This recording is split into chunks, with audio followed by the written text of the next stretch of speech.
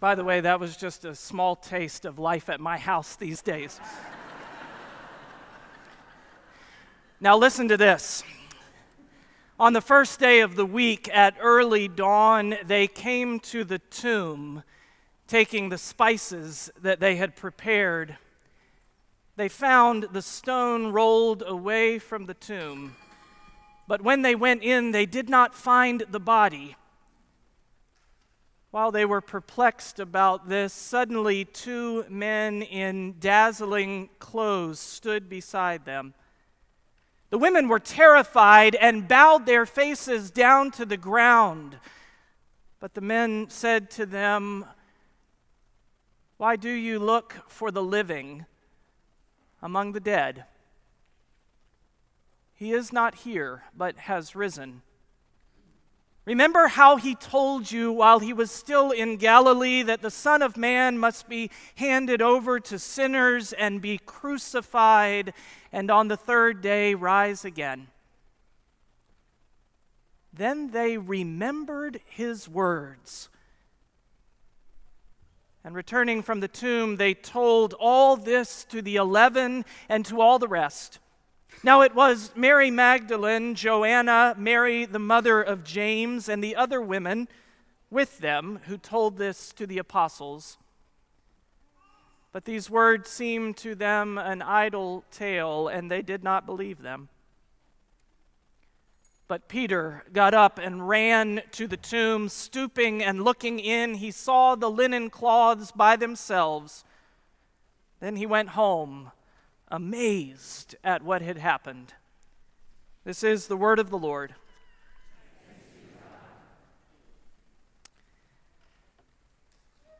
When I was a young child, my father served as pastor of a 200-year-old Presbyterian church in the small rural farming community of Woodleaf, North Carolina. Like most old country churches in those days, there were services on Sunday morning and Sunday evening, and for the especially faithful, there was a Wednesday evening prayer meeting each week as well. Now, on Sunday mornings, we children were made to sit dutifully in our pews through the entire service, but Wednesday evenings were a different story.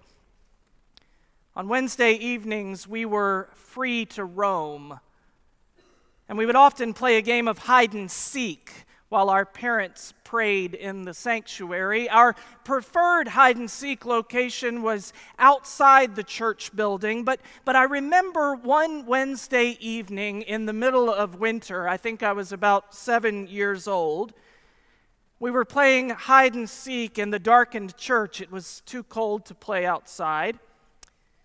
We gathered in the hallway, and my friend Jonathan was selected to be it. Jonathan began to count, and we quickly dispersed. Now, as the son of the pastor, who spent many, many hours in that ancient building every week, I had an advantage when it came to playing hide and seek inside the church. I knew the best hiding spot in the whole building. In the balcony, which stretched to 3 sides of the sanctuary, there was a small opening in the corner. That opening was covered by a wooden door, a door that was kept closed but never locked. And inside that door, there was a long hallway that led nowhere. As Jonathan counted to 100, I quickly made my way up to the balcony, opened that door, and crawled through that pitch-black hallway to the back corner. After a moment, I could faintly hear Jonathan announce, "Ready or not, here I come." Several minutes later, I could hear quiet, muffled laughter as he made his first discovery. And from that time on, I heard footsteps running all over the building, and I snickered to myself, "He'll never find me here. He'll never find me here." And then all at once, it occurred to me. He will never find me here. And in that moment, the darkness became a little too dark. The stillness a little too still, the quiet a little too quiet. After what seemed like hours, I moved closer to that wooden doorway. A moment later, I cracked the door, then opened it the whole way, and finally leaned my head out of the opening. Just before I began stomping my feet, Jonathan came up the stairs with a pack of our friends and spotted me. "I found you," he shouted, aware of the prayer meeting below. I attempted a frown. I crossed my arms and pretended to be disappointed, but it was all a show. I was masking my relief. Then we ran together down the stairs to begin the game again. Now, what did I want? What did I really want? I think you know exactly. I think you know the feeling. I think it's the same yearning that draws us together on this beautiful Easter morning. We who spend so much of our lives hiding and seeking, concealing our deepest joys and our greatest fears, disguising our truest selves, trying to find meaning in lives dominated by the mundane, searching for some deeper meaning and purpose, some real community. But on Easter Day, we need not hide. We gather in worship because we want to be found.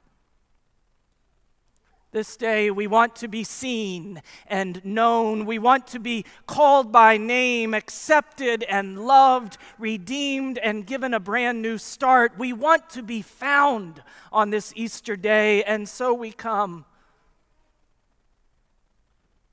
This day of joy and light and hope began in deep, dark shadows.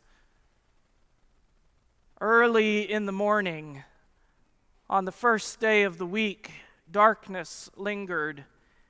As three grieving women got out of bed before sunrise, I imagined them silent, making their way to the graveyard. These women had seen so much, too much. On Friday evening, these women stood at a distance with courage and stoic looks, watching their friend crucified as a criminal. These women who watched as a great stone was rolled in front of his tomb. I'm not sure why they decided to return to the tomb just as a new day was dawning. I have my guesses. Perhaps they needed to be sure that the painful events of the previous 2 days really did take place, that they weren't just a nightmare. I think perhaps they felt the need to do something, to be practical. Maybe they were like my grandmother, who baked cookies for the hospice nurses the morning after my grandfather died.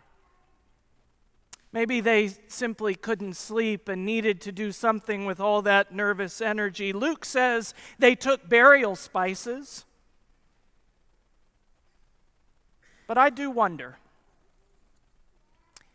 I wonder if even in the shadows they clung to the faint hope that it might be true.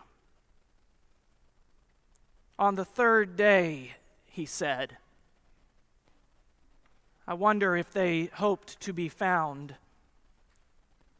The next part happened so fast before they could even take in the vision of a rolled away boulder. 2 men in dazzling clothes, 2 men they had never seen before, confront them with a message so astonishing it transforms their lives. But first there is a question. Question that remains captivatingly unanswered throughout the encounter. question that lingers as we gather in worship this morning: why do you look for the living among the dead? Of course, the women had not been looking for the living at all. They had come in mournful silence to anoint a dead body, not to hear a resurrection message. And so, in one dramatic final plot twist, these women find life in the deadliest of places. Or better put, they are found by life. They were expecting so little, but what they discovered was everything they could barely hope. Renewed faith, life abundant, a mission. Go and tell the others. A mission to share this message, these profound words: He is risen from the dead. And what about you? What about you this morning on this first day of the week? You have gathered in this sacred place. Like the women, I think we come with a mixed bundle of emotions. There is sadness in this sanctuary. Some of us are missing those we love who sat next to us on the pew last Easter. There is raw grief. There are grudges unreleased, conflict unresolved, pain unacknowledged. I know that there is desperation at the state of the world and uncertainty about its future. There is more than a little cynicism about the place of faith in our lives. For many of us, hope sounds like a foreign language, and joy feels like an elusive castle in the clouds. I think it's fair to say that, like the women, many of us approach this Easter morning with more doubt than anticipation. We expect no dramatic change, just the comfort of predictable sadness. Dead bodies stay dead and are mostly left alone. Another day, but it's the same old thing. That's why the first miracle of Easter, the one that makes everything else possible, is showing up. The women went to that tomb. Some glowing ember of faith, nearly extinguished but not quite, drove them back to that place. Remember how he told you, the messengers declare, and some part of them, some part of their heart does remember his words. And so I want to say that even if you have come this morning out of obligation to routine, annual tradition, or under threat of punishment from your parents, you are here. You are here in the morning on the first day of the week, which means you are in the right place to be found. So which message do you most need to hear today? Which words of life have you almost stopped believing? Here are the ones I most need to hear. I need to hear that love is stronger than this intense fear that swirls all around us. I need to hear that the faith that once seemed so certain, that has faded through inertia and inattention, through suffering and sadness, that this faith knows more of the truth than the doubts that have replaced it. I need to hear that joy comes in the morning and will overcome those energy-zapping reports of a world that has gone to hell, where living is suffering and we might as well get used to it. I need to hear that it is still possible to be found by life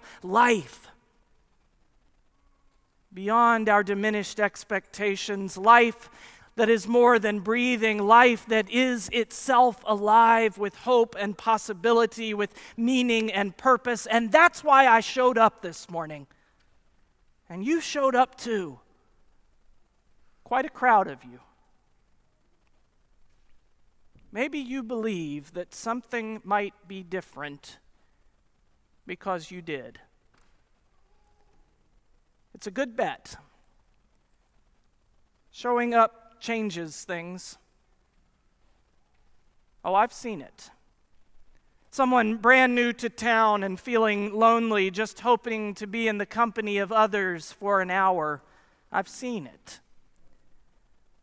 A young man deeply wounded by the exclusionary message of his childhood church, just sticking his head in for old time's sake because he loved the hymns. I've seen it.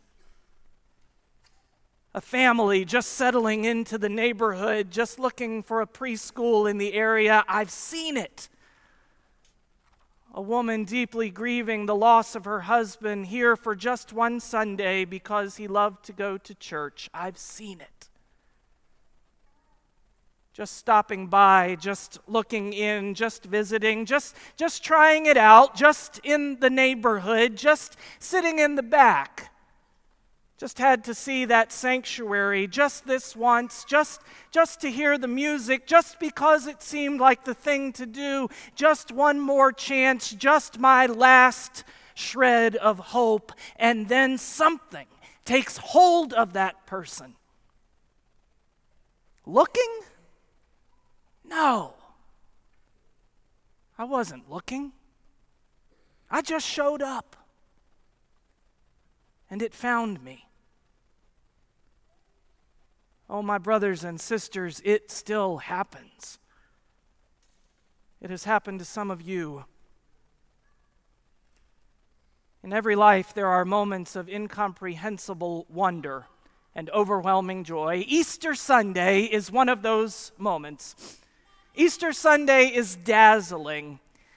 If you only come to church one Sunday a year, I don't recommend it, but if you only come to church one Sunday a year, this is the day to do it. The music is heaven sent. The sanctuary is filled with beauty and joy, and if you're lucky, you'll get to see some wonderful hats. We tell the most astonishing story we know. Jesus Christ is risen from the dead. This is the day to be in church. This is the moment to let life find you, but all by itself, it will never be enough. You see, these moments of wonder and joy are not every moment. Do you remember Emily Dickinson's wonderful line, "The truth must dazzle gradually, or every man be blind"? The truth comes gradually. Morning by morning, Sunday after Sunday, resurrection upon resurrection. Those days you want to go and those days you barely make it out of bed. For the women at the tomb, the message of Easter was only the beginning. It was an invitation. For us, the dazzling glory of Easter morning is only the beginning. It's an invitation to let our lives be changed over time, to believe that the world can be a different place, that we too can be different today. Today can be your new beginning. You have shown up. Now let life find you. Be like our 2-year-old Benjamin. He is the worst hide-and-seek player I know. He just can't wait to be found, squealing with joy from behind the couch. Jesus Christ is risen from the dead. If you are lost this day, if you are hiding in the shadows, if you have almost given up, if you are seeking this day a fresh start, a new beginning, a sense of hope in a fearful world, no matter what has brought you, you have come to the right place. here you can be found. So come out of your tombs of emptiness. Come out of your tombs of fear and anger and guilt. You will find only death in those places, and you were meant to find life. Today of all days, on this Easter Sunday, you were meant to find life because life has found you. Christ the Lord is risen indeed. He is alive. Everything is possible. For love has conquered fear. Remember these words, and then, for God's sake, go and tell the others. Hallelujah. Amen.